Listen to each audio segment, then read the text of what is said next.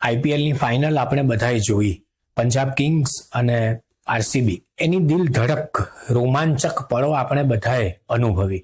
આપણા સેટ ઉપર, ટીવીના સેટ ઉપર બેઠા બેઠા આપણને એવું લાગ્યું કે આપણે જ ક્યાંક રમી રહ્યા છીએ.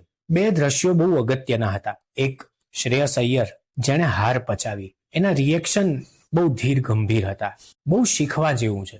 અને શીખવા જેવું આ બંને જ્યારે રમતા હતા ત્યારે એ હતું કે દરેક ખેલાડી અગત્યના છે. ક્યારેક એવું બને કે બહુ અગત્યના ખેલાડીઓ તરત આઉટ થઈ જાય અને એમની ઉપર જ મેચનો દારોમદાર નથી હોતો. ક્યારેક એવું બને કે બધા જ ખેલાડીઓ અગત્યના છે ત્યારે જ ક્રિકેટ થાય છે. જીવન પણ એવું છે. સાથે સાથે વિરાટ કોહલી અને અનુષ્કા બંને એકબીજાને ભેટ્યા, મળ્યા, અને વિરાટ અનુષ્કાના ખભા ઉપર જે રીતે રડે છે, યાદ રાખવા જેવી વાત છે કે પ્રેમ માત્ર ખુશી વહેંચવાની જ વાત નથી હોતી, પણ એ ખુશીમાં છલકાયેલા આંસુ પણ બંને તરફ પહોંચતા હોય છે. એની ભીનાશમાં જીવે છે. બંને દ્રશ્યો બહુ અગત્યના છે. હાર અને જીત એ તો ભાગ્યના, પુરુષાર્થના, ત્રેવડના, મહેનતના હાથમાં છે, પણ એને પચાવવી કેવી રીતે એ તો આપણા હાથમાં છે. અને યાદ રાખવું, કેટલીક જીત આપણને વધારે શીખવી જાય છે અને કેટલીક હાર આપણને જીવનથી વધુ ઘનિષ્ઠ કરી જાય છે. ક્રિકેટ હોય કે જીવન, સવાલ તો સદી જાય એનો છે, સદી થાય એનો છે. બહુ સાચું કહું